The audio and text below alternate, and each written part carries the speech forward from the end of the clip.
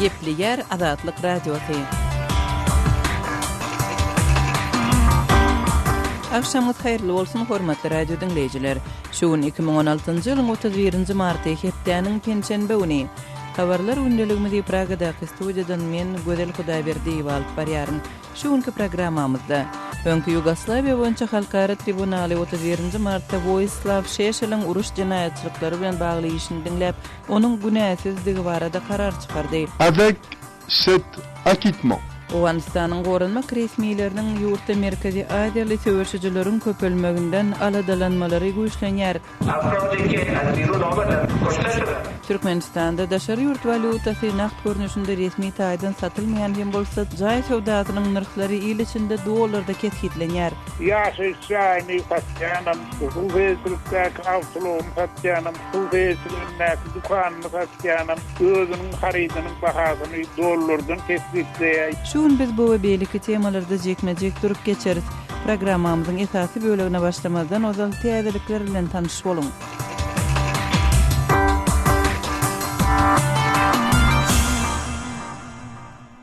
Halkara tribunaly 31-nji martda Vojislav Šešelň uruş jinaýatçylyklary bilen bagly işini dinläp, onuň günäsizligi barada karar çykardy.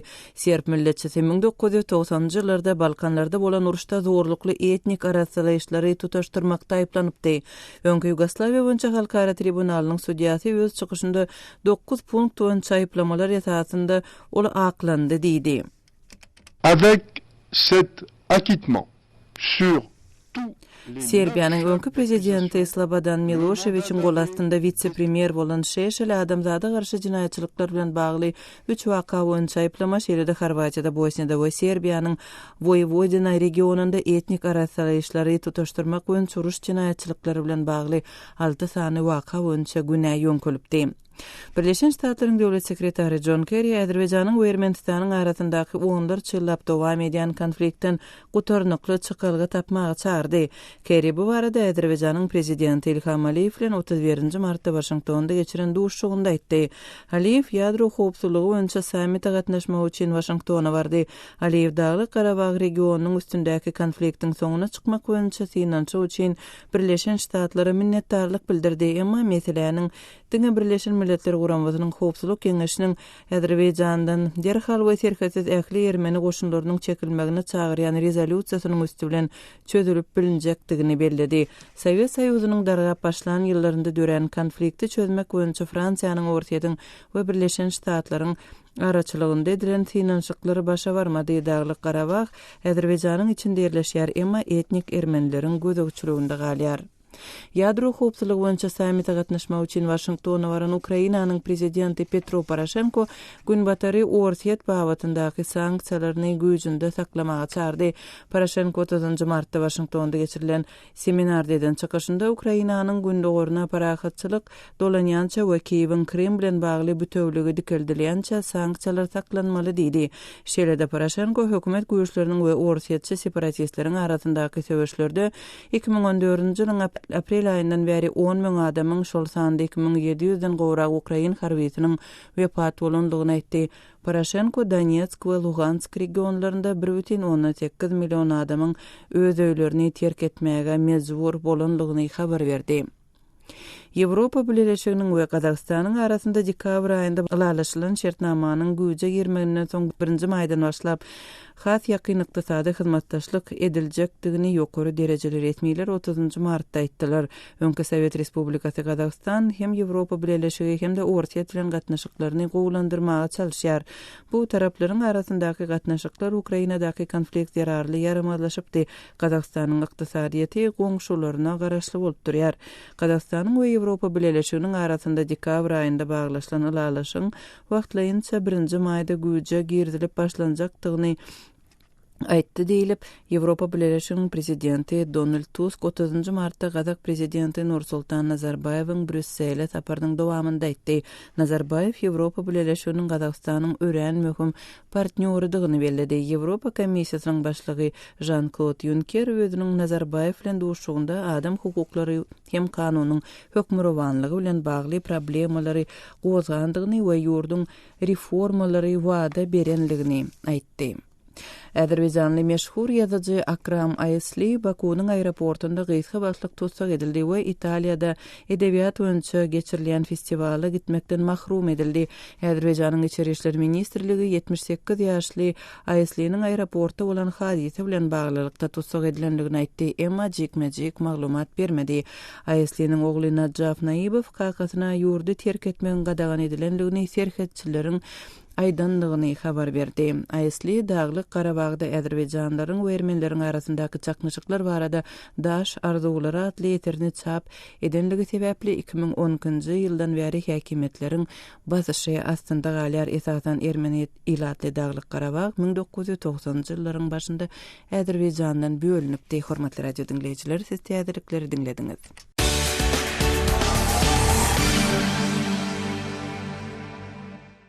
Gepli ýer Azatlyk radiosi. Habarlar gündeligimizde başlaýarys. Öňkü Ýugoslawiýa boýunça halkara tribunaly 31 martda Vojislav Šešeliň uruş jinaýatçylyklary bilen bagly işini diňläp, onuň günäsizligi barada karar çykardy. 1990-njy ýyllarda Balkanlarda bolan uruşda zorlukly etnik arasalaýyşlaryny tutaşdyrmakda aýyplanyp tuğ edilen Serb milletçisine çykarylan bu karar Horwatlarda we Bosniýalarda gahar gazap döremegine sebäp boldy. Halkara harby sudunyň çykaran karary barada kärdeşim Ýoşan Annurwanyň maglumatyny dinläli. Birleşen Milletler Romasynyň sudy Serb milletçisi Vojislav Šešeli 1990-njy ýyllardaky Balkan uruşlary bilen baglanykda uruş jinaýatlaryna we adamzada garşy jinaýatda günäsiz tapdy. 31 martda Hagada olarky Ýugoslawiýa boýunça halkara jenaýat sudunyň diňlenşigine başlyklyk ediji судья Jean-Claude Antonetti onuň azad adamdygyny oglan edenine Šešeliň özi bolmady. Antonetti suduň aýplanýanyň etdi diýilen jinaýatlary boýunça şahsy jogapkärçilik çekmeýänligi barada karara gelendigini aýtdy. Hagadaky sud 61 ýaşyndaky aýplanýanyň Belgradda galmagyna ruhsat berdi. Oňa 2014-nji ýylda rak keselini bejertmek üçin wagtlaýyn ruhsat berilipdi. Emma ol suduň ýyzyna dolanmak baradaky buýruklaryna garşy gidip Serbiýada galdy. Şondan bäri ol Serb siýasatyna goşulyp ýygnanşyklarda suduň kararlaryna garşy çykyş etdi. Serbiýanyň odolky prezidenti Slobodan Miloševićiň zamanyny premier ministriň ornbasary bolan Šešel adamzada garşy 3 jinaýatda Horwatiýada, Bosniýada we Serbiýanyň Vojvodina welaýetinde etnik arasalaýşa meçe görenlik üçin uruş jinaýatçylygy boýunça 6 jinaýatda aýplandy. Prokurorlar onuň bölünýän Ýugoslawiýa döwletinde etnik taýdan arasy uly Serbiýany döretmek maksady bilen harby birleşikler gurmagy kömek edenligini aýtdylar. Ol harby birleşikler onlar çymyň musulmany we Horwaty öýlerinden kovup çykardy. Šešel öz meýletinçiler goşunyny aýaga galdyryp, olar öz zäherli ideýalary bilen ýaraglanyrdy we aýylgan jinaýatlary amala aşyrmaga iýberdi diýip BMG'nyň prokurory Kristin Dal 2007-nji ýylda suwda aýtdy. Ahir netijede Šešel uly Serbiýany döredip bilmän kiçirak Serbiýa eýe boldy we dünýä etnik arasalaýyş diýen termini berdi diýip ol sözüniň üstüne ýetirdi. Šešel huzurly çykyşlary, Horwatlary gözlerini potly çemçe bilen kögläp öldürmek wada bermekge gal gödek haýwatlary bilen tanalýar. Horwatiýanyň premier ministri Tihomir Oresković suduň kararyny utanç diýip atlanyrdy we jurnalistlere Šešeliň aklanmagy Haga sudunyň we prokuraturanyň ýeňlişi boldy diýdi. Šešel sudda öz-özüne aklawçylyk edip özüniň biýgünädigini öňe sürdi. Ol suduň kararyny gutlady we Twitter'de meniň düşünşümçe söwüş soňlanany meňde ýar diýip ýazdy. Šešel Newsweek kepdeliginiň serb diline çykkan neşeriniň golaýdaky sanyna çap edilen söhbetdeşlikde özüne 25 ýyl türme tutsaglygynyň berilmegine garaşýanlygyny aýdypdy. Egerde hökümet meni ekstradisiýa etse men türme möhletimi tutsaglykda geçirerin diýip olaýtdy. Saglyk ýagdaýynyň yaramazlygyna garamazdan Šešel telewizyon gepleşiklerde peýda boldy. İl ortalaýyn Ýewropa Birleşiginiň NATO'nyň baýdaklaryny otlady.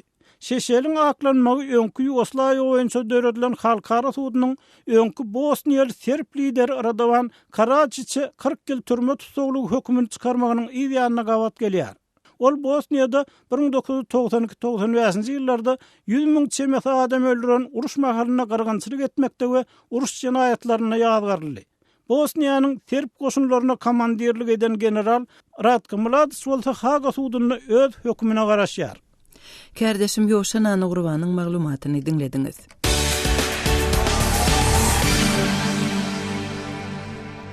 Gepleýär Azatlyk radiosyny habarlar gündeligimizi dinleýärsiňiz. Owganistanyň Gorunmak ministri ýurtda hökümet güýçlerine garşy söwüşýän daşary ýurtlularyň arasynda Merkezi Aziýaly söwüşçüleriň köpdigini aýtdy. Owgan hökümeti Owganistanda Merkezi Aziýaly söwüşçüleriň köpelmegine barha köp aladylanma bildirýär.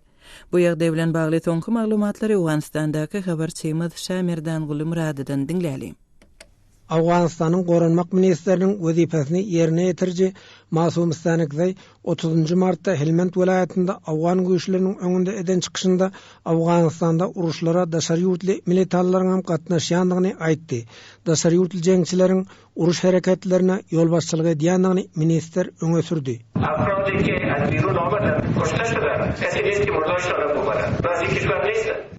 Günorta gün Matar Awganistanda Awgan güýçler bilen jeňçileriň arasynda bolan soňky çatışykda ýüze golay daşary ýurtly militan helak boldy. Olaryň jesedine hiç kim iýe çykmaýar. Uruşda ölenleriň aglabasy Merkezi Aziýaly militanlardyr. Daşary ýurtly jeňçiler ýerli ýaraglylara harby ugurdan tälim berýär. Awgan uruşy içki meseleliginde galmady. Ol regionara mesele urildi. Çünkü Awganistanda goňşy ýurtlaryň radikal toparlary hereket edýär diýip Stanykzay aýdýar.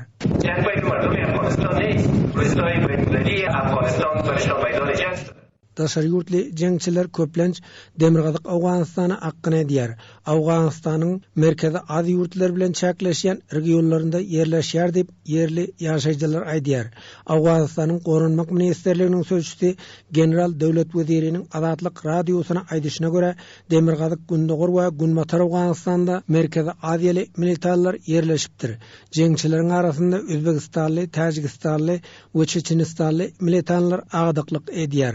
Daşary ýurtly jeňçileriň hatarynda Uýgur militanlaram bar.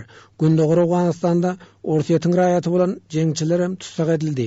Daşary ýurtly militanlar ýerli ýaraglylary goldaýar. Janynyň geçen terroristlik hüjümleri amala aşyrmak boýunça daşary ýurtly jeňçiler ýerli ýaraglylary taýinleýär diýip general weziri belledi. چچنیا، ازبکا، تاجکا مخالفین ما را تمویل میکنه، تجهیز میکنه، اونا را آموزش میدن. Demirgazyk Gündogur Awganistanda barýan ýagdaýa Özbegistan we Tajikistan hem hawatirlenme bildirýär. Daşary ýurtly jeňçileriň Merkezi Aziýa ýurtlaryna girmek üçin tagalla edýändigini ýerli resmiýetler aýdýar. General weziriniň aýdyşyça, Gündüz we Badaxşan vilayatynda hereket edýän jeňçileriň 10-6sy Merkezi Aziýaly militanlardyr.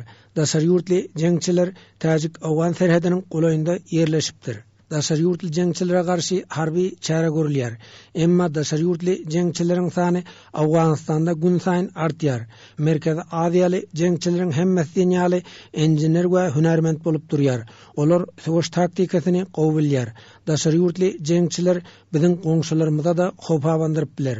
Şo sebäpden Merkezi Aziýa ýurtlary terrorizme garşy görüşde Awganistan bilen hyzmatdaşlyk etmelidir diýip general weziri aýtdy. در قندوز در هر 10 نفر جنگجوی 6 نفر خارجی بودند. در بدخشان 7 نفرشان خارجی بودند. Awganistanda Islam döwleti atly toparyň militanlary hereket edýär. Merkezi Aziýaly jeňçiler Daişa tabin bolýar diýip Awgan resmiýetleri aýdýar. Demirgazyk Awganistanda da Islam döwleti atly toparyň jeňçileriniň toplanandygy ma'lum edilýär. Türkmen-Awgan serhediniň golaýynda hem daşary ýurtly jeňçiler ýerleşipdir. Olaryň barynyň Merkezi Aziýaly jeňçilerdigini Faryab vilayatynyň vilayat geňeşiniň öňkü başlygy deputat Seyit Abdulbaqy Haşimi aýdýar. Daişke tarafdar bolsa Özbekistanlylar ba hem şu Türkmen-Awgan serhadiga baja bolup taratga ýa Türkmenistan serhadiga. Merkez algan joy uýlary bar, şerge hatyn, aýal başalary hem bar. Türkmen-Awgan serhediniň ýakynynda Merkezi Aziýaly jeňçileriň hereket edýändigini vice-prezident general dostumyň sözçüsi Şahbaz Erejem tasdiqlady. Tam şamolda Özbekistanlar köprak olar joylaşgan tehditlari köp. Albatta Türkmenistonda sarhadiga tahdid biroz jiddiroq. Gepleşigi taýinlap azatlyk etiren Şaýmerdan Gulumrady.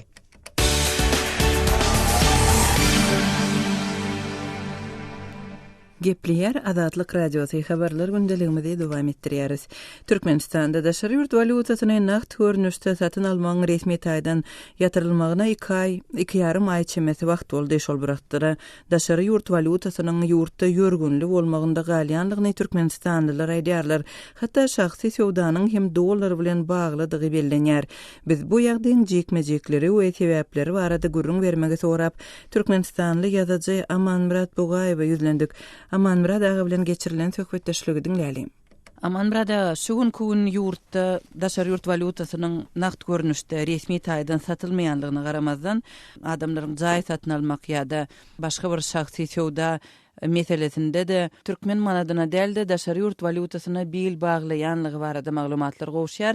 Şeýle ýagdaý nerelerde gözeýilýär? Karabağlarda dollar narhynyň has ýokurgalýanlygyna garamazdan bir Amerikan dollary umman daşary ýurt walutasy Türkmenistanlylaryň durmuşyny özüniň oýnaýan rolny bir ýen peselden okul barha güýçlenýär, many durmuşyny üstlenlik ýerinden mysal getirmek mümkin. Ýaşaýşyny satýanam, suweslikdäki awtologyny satýanam, suweslikdäki dukanyny satýanam, özüniň harydynyň bahasyny dollardan kesipleýär, ýa bolmasa suweslikdäki dukanlara getirilýän harytlarym bular firmalar tarapyndan dollarym garawagary narhyndan satylýar. Dollarym garawagyrdaky narhy şoň kun adamlaryň ýaşaş durmuş derejesini ölçüjü gurary urulyp barýar. Amanmurad ağa, şo jaý sowdasynda narhlaryň dollarda kesitlenýänligini aýtdyňyz.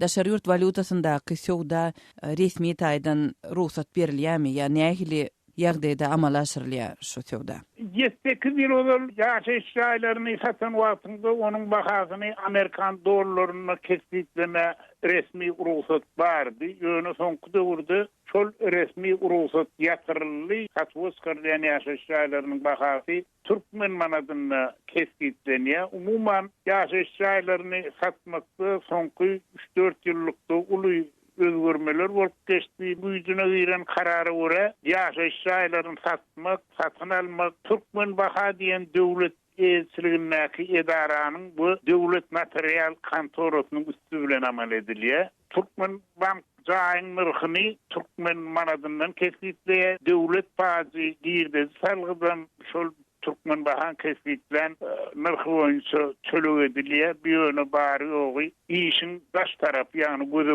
görünýän tarapy, on göze görünmeýän ogrun taraplarym bar. Adamlaryň özara sowdasynda daşary ýurt walutasynda narhy kesitlemäge ýykyn etmegine näme sebäp bolýar? Türkmenistanyň raýatlarynyň Türkmen manady bawatyna ädi ensemegedek ýanny aýdaly 1990-njy ýylyň 1-nji noýabryna bir Amerikan dollary 2 Türkmen manadynyň hümmetine deňdi kesitlenildi. Bir resmi taýdan eglan edildi. Ýöne sanly ýylyň içinde şol 2 manat 25.000 hem de 27.000 manat aralygyna baryp ýetdi. Bir ýagdaý, ikinji bir ýagdaý 2009-njy ýylda Türkmenistan'a pul reformasy, manat reformasy geçirildi. Şu reformalykda da Türkmen manadynyň hümmeti 2 manat 85 tengedik kesitlenildi. Öň adamlar 25-27 manat aralygyna satyn alan bir Amerikan dollaryny howlukmaşlyk bilen ýygyna banklara tapşyrdylar. Ol şol wagt tereket edýän manadyň 14.500 manadyna deňdi. Diýmek adamlar eýem şo taýda özleriniň satın alan narhlarynyň deň ýartyny ýitirdiler. Ine ma'lum bolýar 14-nji ýylyň aýagyndan başlap Türkmen manadynyň dollara görä hümmeti peseli uğrady. Adamlaryň alış-salyşyny okudundan dollar almagy çäklendirildi. Soň olam ýatyryldy. Ine 3 ay bolup barýar. Banklar hiç ýyly dollar satan oklar. Şonuň üçin adamlar ýene dollara urulyp geldiler. Ähli sowdany dollardan edýärler. Şeýdi Türkmen manady umman uly da ol özüniň rolunu oýnanok.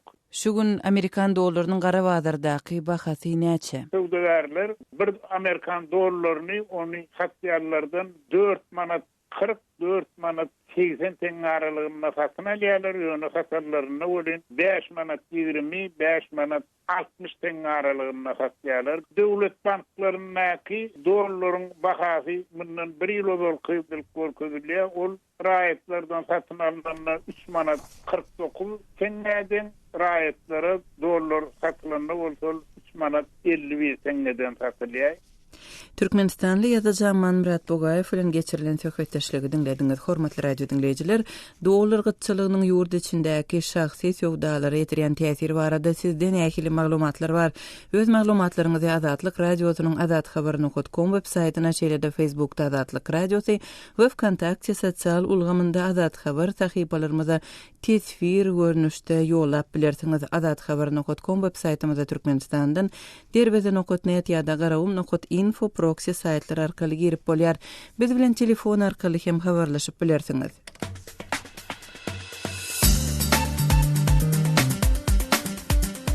Hormatly radio dinleyijiler, Azatlyk radiosu bilen telefon arkaly habarlaşmak isleseňiz biziň Moskwadaky telefon nomerimize jaň edin.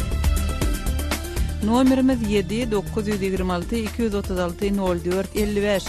Jaň edeningizde size awtomatik görnüşde gyýtgy bildiriş eşitiriler. Ondan soň siz öz meseleňizi ma'lum edip bilersiňiz. Size jaň etmegimizi isleseňiz hökman öz telefon nomeriňizi aýdyň. Biz gyýtgy wagtda siz bilen habarlaşarys. Azatlyk radiosynyň telefon nomeri 7-926-236-04-55. Şu nomere SMS hem ýollap bolýar. Azatlyk radiosy siziň jaňlaryňyza garaşýar.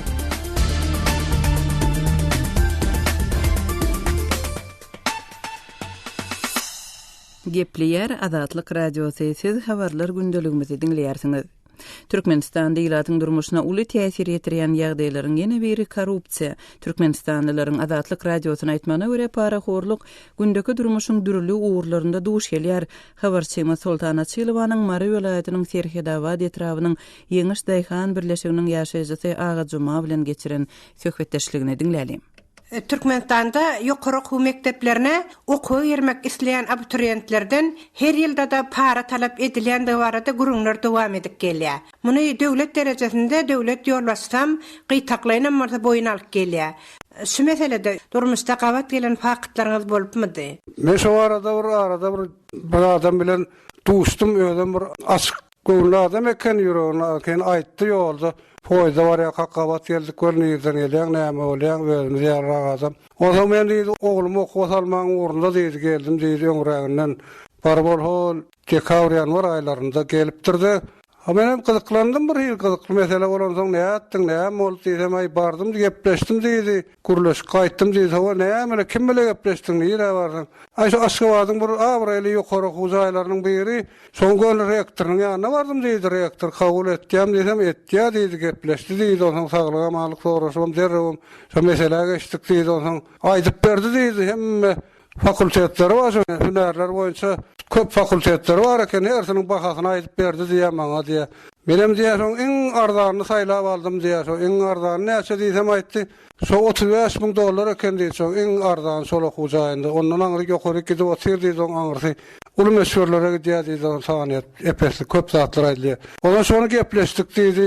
Onam diýdi şol mart aprel aýlarynda şo maý aýyna ýetmän şonu getirýän. Ondan sen oğlun okuýar tasap edýän diýip, ondan ol düzüljek bolýan meňdeşler. Hiç ýyl çäre geçirilýär diýip tasap edemok mena şol atlara garşy bir. Siziň berýän häzirki gurrunňyz şeýleň öňüňizdäki geljek giriş egzamenlerini taýýarlygyň gurrungymy? Hawa şeýle şu arada mundan bir 2 aýyň poýdyň üstünde duşdum da men şeýle öňüňizdäki ýylyň gurrungy şol, soňa taýýarlyk görüp ýollar öňünden aýam. Şeýle öňüňizdäki Tomusda şolar okuwar girmeli da şolar puluny gowşuryp. Şu soralyn meçherdäki puly bermäne şu ýaşulynyň guruby çatýarmyka? Ama men o gyzyklandym o sen diýdim o näde bol diýdim oponça pul tapjak diýdim o şol alýan aýlyň bilen ýa pensiýaň bilen şo pul toplajak bolan saňa diýdim bir adamyň aýlygyna 15 ýyl 20 ýyl da toplamaly diýdim şonu iýmän içmän ýöne toplap oturanda diýdim. A Güldüz aýtdy ýok diýdim ol. Men de diýdi birarak mal wa diýdim, maýda malym ma diýdi, sygyrym ma diýdi, onuň bir dükän ýörüdýär diýdi oglum diýdi. Şol atlardan biz diýdi 1 ýyl bolmasa da 2 ýylda şo pul ýygna bilýär diýip aýtdy ýagdaýym bar bolan soň bardym men diýdi şoňa.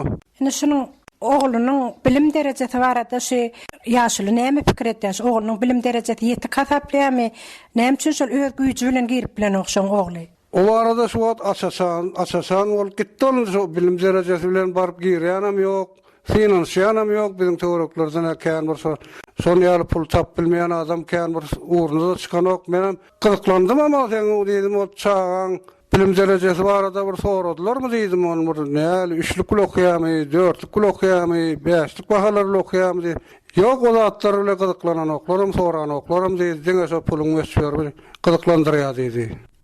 Habarçyma Sultan Açylowanyň Mary vilayatynyň Serkedabad etrawynyň Ýeňiş Daýhan birleşiginiň ýaşaýjysy Ağa Juma bilen geçiren söhbetdeşligini dinlediňiz. Türkmenistanda şäherleriň köçelerinde giýjelerine awtologly ýaryşlaryň geçirilmegi resmi gadagançylyklara garamazdan dowam etdirilýär. Ýaşlaryň arasynda şagalanly ýagdaýda geçirilýän ulagly beýatdeşlikleriň iň köp gurnalýan şäherleriniň Aşgabat we Marydy gaýdylýar. Çyraçylaryň Aşgabatdaky ýaryşlary we olaryň yerli ýaşaýjylary ýetirýän täsirleri barada habarçymyz Rewşan Çaryýewiň maglumatyny dinläli. Meniň ýaş çağlarym bar. Olar köçede batly aýtdyrylýan aýdym seslerinden tiskinip durýarlar. Soňundan dindirip ýatyrdym diýseň segel wagt geçmänkä ýene gowuk galmagy başlanýar. Gijanyň ýarynda köçämizde alagy ýykylyp durýar. Bu sözler Aşgabatyň Hitrovka etrawynyň ýaşaýjysy 30 ýaşlaryndaky mergeniň öz köçelerindäki gijeki ýagdaý barada Azatlyk radiosyna beren gurrundan mergen ýurtda çyraçylar diýilip tanalýan we gijanyň içinde iň bir beýwagtçak köçelerde maşyn ýaryşlaryny geçirýän ýaşlaryň edýän işinden söz açýar. Onuň aýtmagyna görä soňky döwürde Hitrovka çeýle ýaryşlaryň ýygy-ýygydan geçirilýän ýerine urilipdir.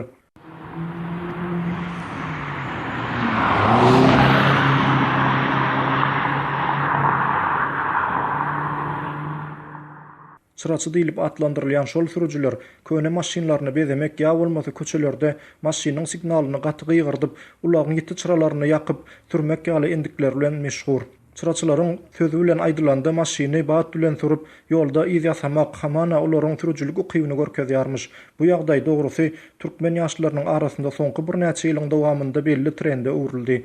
Şeýle ýaryşlar odalar Aşgabatyň durly köçelerinde geçirilýän bolsa, olara garşy girdilen durly çäklendirmeler orly ýaryşlaryň şäheriň gyrak çetlerine görer gözden biraz üdüňeräk ýerlerde geçirilip başlanmagyna getirdi. Çyraçylaryň giýjek durmuş aktivligi giýjanyň ýarynda, ýagny sagat 12 töwerekleri başlanyp, tädaň-dana çenli dowam edýär. Olara soňky wagtlarda ymgyr giýjelerini esasan hem Aşgabatyň Hitrovka diýilip tanalýan etrapçysynyň köçelerinde köp gawat gelse bolýar.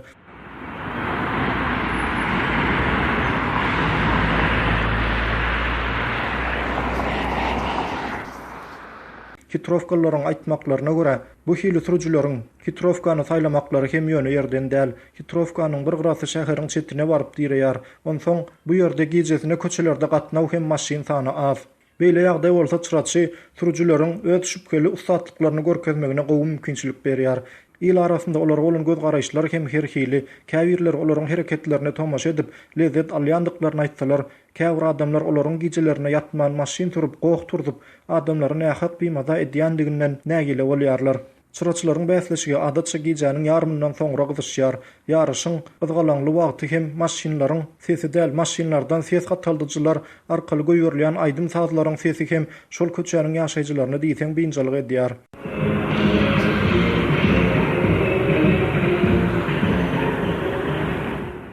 Hey bularyň bolup görüşlerine görserede özlerini tokaýda ýaşaýandyryny öýdýärlermi? Bularyň enatalaryny ýa-da edýärkä diýip özüni Orazmarat diýip tanadan Hitrovkaly 50 ýaşlaryndaky ildeşimiz Azatlyk radiosyna gurrun berýär. Hitrovkada çyraçylaryň barha köpelip başlamagy soňky döwürde ýurdun howpsuzlyk güýçlerini hem herekete geçmäge mejbur edenemeň diýär. Geçe trapçanyň ýaşaýjylarynyň aýtmaklaryna görä, polisiýa güýçleri wagtal çyraçylara garşy çäre görýärler. Hatda bir näçe gedek olaryň maşynlary konfiskasiýa edilip ellerinden hem alınıpdyr. Emma bu çärelere garamazdan çyraçylar trendi ýurtda esasan paýtaht Aşgabatda ýaşlaryň arasynda dowam edýär. Habarçymyz Rewşan Çaryýewiň maglumatyny dinlediňiz. Hormatly radio dinleýijileri, bildirişimizi dikkatiňize hödürleýäris. Azatlyk radiosu Pragadaky edarasynda jurnalist gözleýär. Dolarak maglumatlar azathabar.com web saýtymyzda tapyp bilersiňiz. Saýtymyza Türkmenistandan derweden okutnet ýa-da garawum.info proxy saýtlar arkaly girip bolýar. Şunuň bilen ýarym saatlyk habarlar gündeligimiziň şuňky sanyny jemleýäris. Saatlara kesmeden soň gepleşigimizi ýazgy görnüşinde dinläp bilersiňiz. Azatlyk radiosynyň efir tolkunlarynda galyň.